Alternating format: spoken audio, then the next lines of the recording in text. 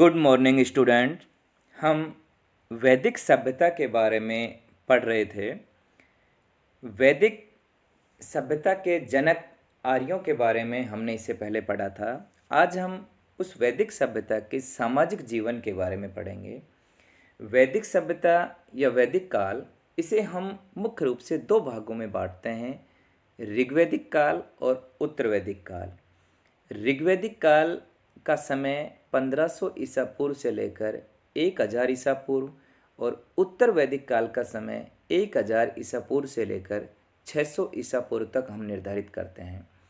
ऋग्वैदिक काल और उत्तर वैदिक काल दोनों को सम्मिलित रूप से, इकट्ठे रूप से हम वैदिक काल या वैदिक सभ्यता का काल मानते हैं। ऋग्वैदिक काल से तात्पर्य है कि जब ऋग्वेद की रचना हुई। 4 वेदों में प्रमुख या सबसे मुख्य वेद ऋग्वेद का रचना काल ऋग्वैदिक काल माना जाता है और बाकी 3 अन्य वेदों या अन्य वैदिक साहित्य की रचना का काल उत्तर वैदिक काल माना जाता है। और इस वीडियो में हम इस वैदिक सभ्यता का सामाजिक जीवन कैसा था, उन लोगों का रहन सहन, खान पान, महिलाओं का जीवन किस प्रकार का था, इन सब चीज़ों के बारे में ही हम अध्ययन करेंगे। ऋग्वैदिक काल और उत्तर वैदिक काल बहुत सारी बातों में समान भी थे, लेकिन कुछ बातों में असमान भी थे। असमानता से यह मतलब है कि ऋग्वैदिक काल जिसकी शुरुआत 1500 ईसा पूर्व के आसपास होती है और उत्तर वैदिक काल जो 600 ईसा पूर्व के आसपास जाकर समाप्त होता है, तो वहाँ से और 1500 ईसा पूर्व से लेकर 600 ईसा पूर्व तक आते आते बहुत सारे परिवर्तन इन दोनों में स्पष्ट रूप से दिखाई देना प्रारंभ हो जाते हैं। जैसे वैदिक काल का समय अगर हम शुरुआत से देखें तो स्पष्ट रूप से 2 भागों में विभाजित था। ऋग्वैदिक काल में जीवन में स्थायित्व का अभाव था, मतलब ठहराव नहीं था। ऋग्वैदिक काल की बात कर रहे हैं हम। जनजीवन के वातावरण में युद्धों, आक्रमणों का बोलबाला था, युद्धों का प्रभाव था, जबकि उत्तर वैदिक काल में जीवन में स्थायित्व आना शुरू हो गया था। हम 10 राजाओं के युद्ध का वर्णन वैदिक युग में पढ़ते हैं। भरत वंश के राजा सुदास और 10 राजाओं के बीच जो युद्ध हुआ था, उसका वर्णन हम ऋग्वैदिक काल में ही पढ़ते हैं। तो ऋग्वैदिक काल में स्थायित्व का अभाव था, लेकिन उत्तर वैदिक काल तक आते आते जीवन में ठहराव आ गया था, स्थायित्व आना प्रारंभ हो गया था। मनुष्य ने एक जगह पर ठहर कर रहना प्रारंभ कर दिया था। इसके अलावा अगर हम बात करें वर्ण व्यवस्था की कि उस समय वर्ण व्यवस्था क्या थी, तो ऋग्वैदिक काल में या ऋग्वेद में वर्ण शब्द रंग के अर्थ में और कहीं कहीं पेशे के चयन में या व्यवसाय के चयन में इस अर्थ में प्रयुक्त हुआ है। मतलब वर्ण से जो तात्पर्य है वो सिर्फ रंग, कलर या व्यवसाय चयन, अपने पेशे के चयन से है। और शुरुआत में इसमें केवल ब्रह्मा, क्षत्र और वैश्य, इन तीनों का ही उल्लेख मिलते हैं। इससे पहले की जो सभ्यता थी, हड़प्पा सभ्यता, उनमें तो इनका वर्णन था ही नहीं, स्पष्ट रूप से ये नाम थे ही नहीं। वहाँ तो योद्धा, व्यापारी, श्रमिक, इस प्रकार के वर्ण थे। यहाँ पर शुरुआत में 3 वर्ण, ब्रह्म, क्षत्रिय, वैश्य, इसका वर्णन आता है। वर्णों में किसी भी प्रकार की कठोरता नहीं थी और वर्ण व्यवस्था जन्म आधारित न होकर कर्म आधारित थी। ये बात हम कर रहे हैं ऋग्वैदिक काल की, कि ऋग्वैदिक काल में वर्ण व्यवस्था में कर्म आधारित थी, ना कि जन्म आधारित की। जो व्यक्ति जैसा कर्म करेगा उसे उसी वर्ण में शामिल कर लिया जाएगा। इस प्रकार की व्यवस्था नहीं थी कि व्यक्ति कर्म तो कुछ करे और उसके जन्म के आधार पर उसे दूसरे वर्ण में मान लिया जाए, ऐसा संभव नहीं था। जबकि धीरे धीरे जब हम उत्तर वैदिक काल की ओर बढ़ते हैं तो उत्तर वैदिक काल में वर्ण व्यवस्था में कठोरता आना प्रारंभ हो जाती है और वर्ण व्यवस्था कर्म आधारित न होकर जन्म आधारित बन जाती है। मतलब कि जो व्यक्ति जिस वर्ण में पैदा होगा वो उसी वर्ण में माना जाएगा।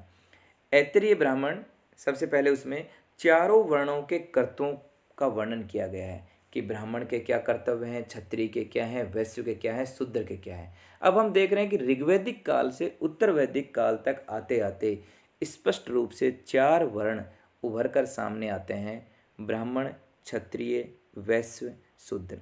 जबकि ऋग्वैदिक काल में एक ऋषि ने ये बात कही थी कि मैं मंत्र रचयिता हूँ, मेरे पिता वैद्य हैं और मेरी माता आटा पीसने वाली है। इसका क्या मतलब है कि हम लोग अलग अलग काम करते हैं, किसी एक उससे बंधे हुए नहीं हैं कि जो व्यक्ति जिस वर्ण में पैदा हो गया वो उसी वर्ण का माना जाएगा। यहाँ ये बता रहा है कि वर्ण या पेशे के आधार पर हम सभी अलग अलग हैं।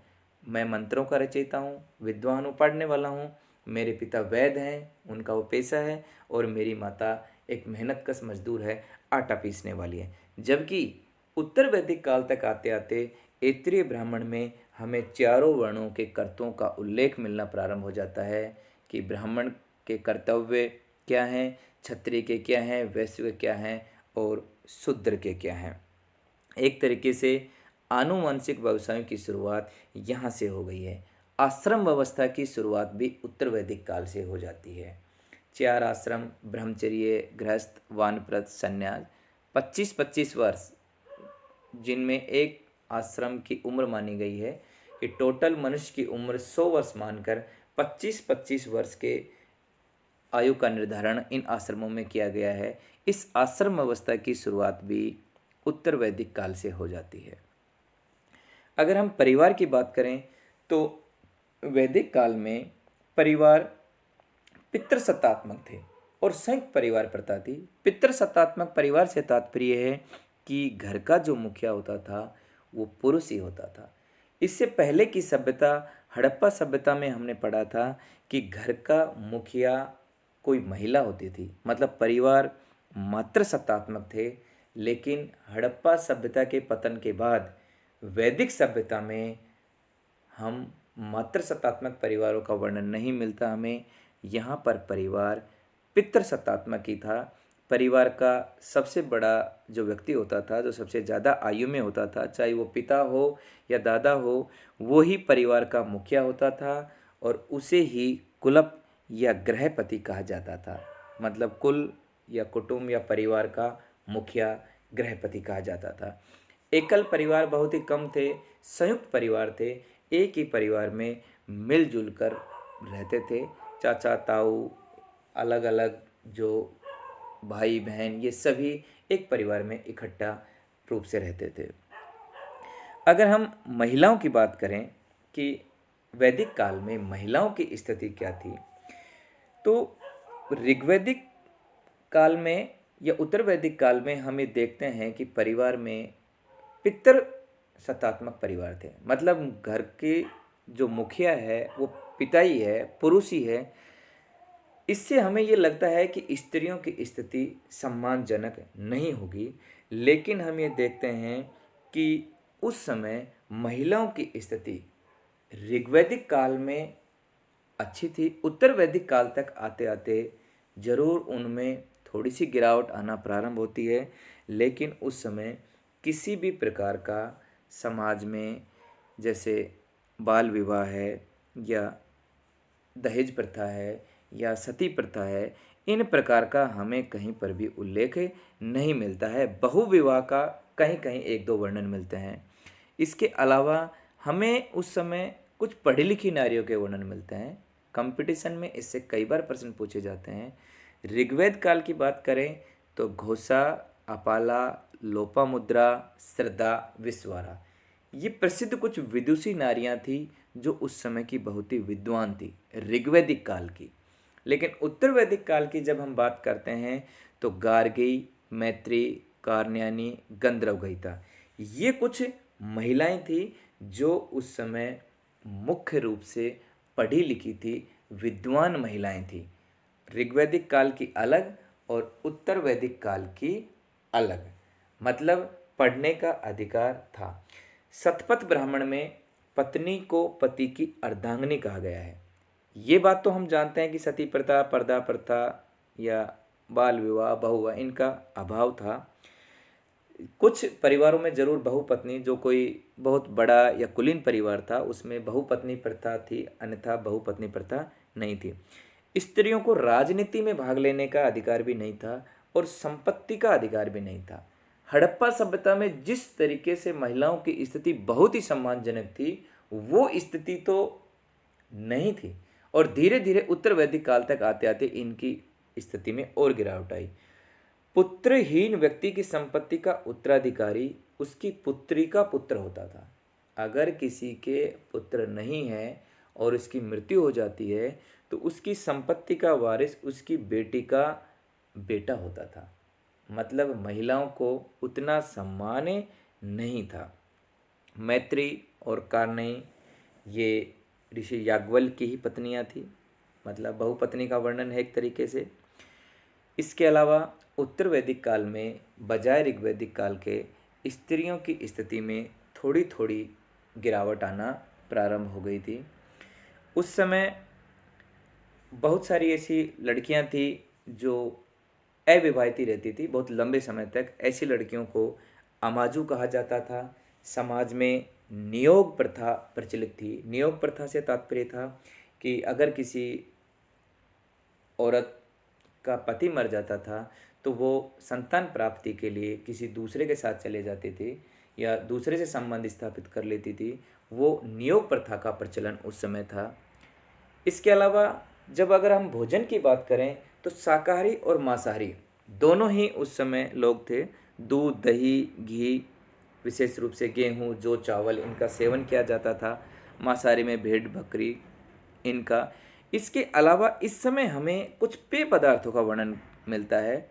ऋग्वैदिक काल में सोमरस प्रमुख पेय पदार्थ था। कई बार देवताओं के पीने का वर्णन मिलता है कि सोमरस। उस सोमरस धीरे धीरे उत्तर वैदिक काल में आते आते उस सोमरस का स्थान पूतिका और अर्जुनाइनी जैसे पेय पदार्थों ने ले लिया। ये पीने के ही एक पदार्थ थे। सोमरस ऋग्वैदिक काल में और उत्तर वैदिक काल में पूतिका व अर्जुनाइनी। वस्त्र में वास, अधिवास, नीवी और उष्णी। वास से तात्पर्य था कमर के ऊपर पहने जाने वाला वस्त्र। अधिवास ऊपर से ओढ़ी जाने वाली चादर और नीवी कमर के नीचे पहने जाने वाला। और उष्णीय से तात्पर्य पगड़ी से था। मतलब ये इनके मुख्य रूप से वैदिक काल के वस्त्र थे। वास कमर के ऊपर पहने जाने वाला, नीवी कमर से नीचे पहने जाने वाला, अधिवास ऊपर से ओढ़ा जाने वाला चादर के प्रकार का, और उष्णीय पगड़ी। इसके अलावा वो अलग अलग श्रृंगार प्रसाधन भी के भी शौकीन थे। कानों में कर्णफूल, सिर में कुंभ, गली में निस्क, अलग अलग इस प्रकार के अलग अलग आभूषण पहनते थे। इसके अलावा मनोरंजन के साधन उस समय रथ दौड़, घुड़दौड़, मल्लयुद्ध, द्रुत क्रीड़ा।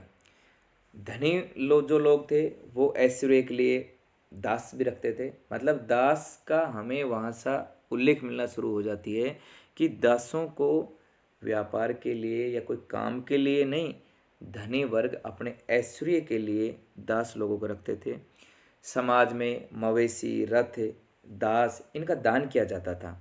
मतलब इन लोगों को दान में दिया जाता था। लेकिन भूमि दान का कहीं उल्लेख नहीं मिलता कि भूमि दान में दी जाती हो। इस बात का हमें कहीं वर्णन नहीं मिलता है। अर्ध यायावरी समाज में ग्रह की तुलना में विष का ज़्यादा महत्व था। विष से तात्पर्य है कि जिस परिवार अलग अलग छोटी छोटी इकाइयों में बटा हुआ था, ग्रह, कुल, विष, जन, राष्ट्र, इस तरीके से छोटी छोटी इकाइयाँ बनना प्रारंभ हो गई थी। शिक्षा शायद उस समय मौखिक ही होती थी, किसी प्रकार का लिखित नहीं थी। चरक जैसे भ्रमणशील गुरु थे। भ्रमणशील से तात्पर्य जो अलग अलग जगह पर घूमते रहते थे, जिनका काम देश के अलग अलग भागों में घूमना और जनता के ज्ञान को बढ़ावा देना था। इस प्रकार समाज में उस समय का जो सामाजिक जीवन था उसमें वर्ण व्यवस्था एक तरीके से पूर्णतः स्पष्ट हो गई थी। जब हम ऋग्वैदिक काल के उत्तर वैदिक काल की तुलना करते हैं तो हम ये देखते हैं कि ऋग्वैदिक काल की बजाय उत्तर वैदिक काल तक आते आते वर्ण व्यवस्था बिल्कुल स्पष्ट हो गई थी। जिसमें 4 वर्ण मुख्य रूप से उभर कर सामने आ गए थे। इस वर्ण व्यवस्था का आधार कर्म ना होकर जन्म हो गया था। आनुवंशिक व्यवसायों की भी शुरुआत हो गई थी। स्त्रियों की दशा में धीरे धीरे गिरावट आना प्रारंभ हो गई थी। आश्रम व्यवस्था की शुरुआत हो गई थी। जीवन में स्थायित्व की आहट होना शुरू हो गई थी। जाति व्यवस्था आरंभ हो गई थी। सामाजिक प्रतिष्ठा के लिए प्रतिस्पर्धा होना शुरू हो गई थी और पूतिका और अर्जुनाइनी जैसे पेय पदार्थों का प्रचलन हो गया था सोमरस के स्थान पर। इसके अलावा अगर हम मृतक संस्कार की बात करें तो वैदिक काल में दो ही तरीके से मृतक संस्कार किए जाते थे, या तो जलाकर दाह संस्कार या उनको दफनाकर। मतलब पूर्ण समाधिकरण और दाह संस्कार, आंशिक समाधिकरण उस समय वैदिक काल में नहीं किया जाता।